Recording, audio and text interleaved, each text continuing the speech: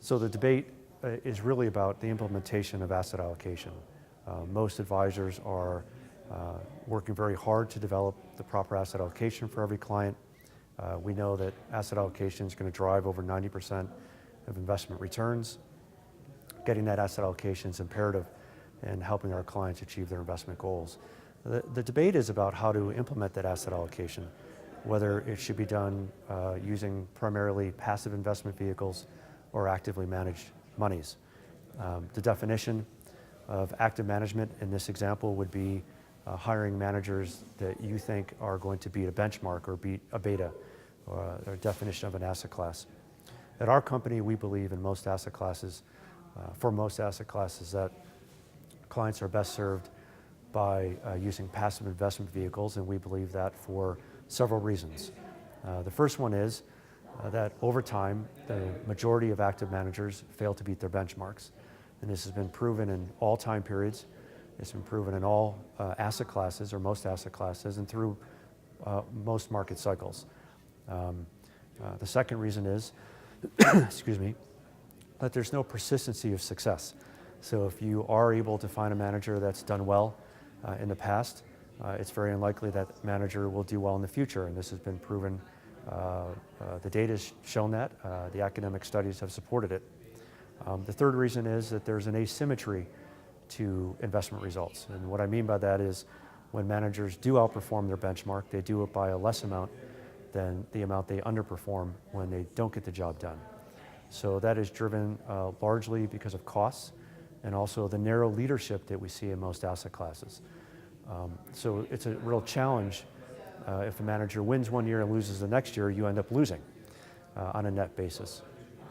The two other reasons we think are crucial in the active-passive debate, one that is not, this is not in any particular order, is that we think it's virtually impossible to know in advance which managers are going to outperform. So it's a great theory, it's a great idea, it's sold by Wall Street every day, but there's no time-tested, proven way to know in advance who's going to do well. Most advisors and most investors choose managers based on their track record, yet at the same time, the SEC requires every manager to have that famous footnote, past performance is no indication of future returns. And past performance is not a good indicator of future manager success. So there's no holy grail, there's no crystal ball to use to know in advance who's going to outperform. And then there's the cost issue, and it affects the probability of success.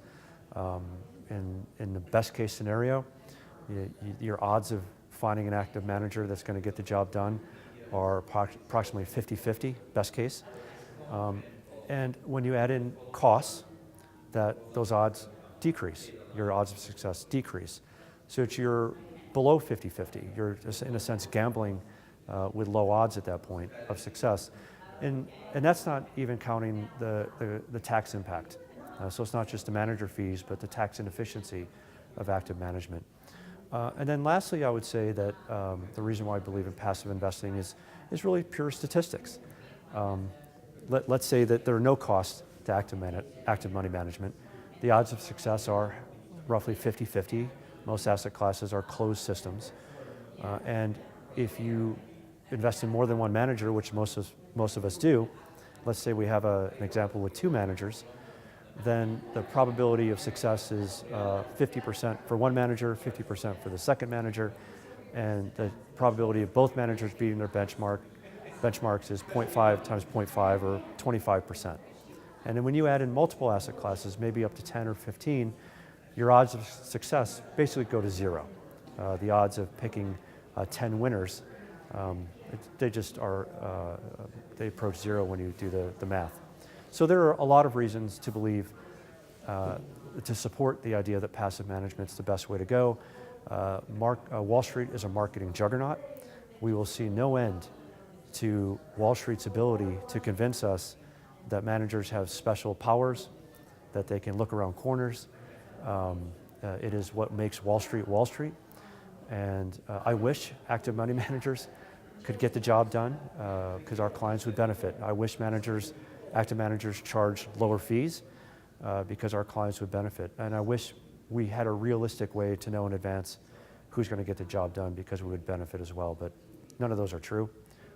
So that's our position.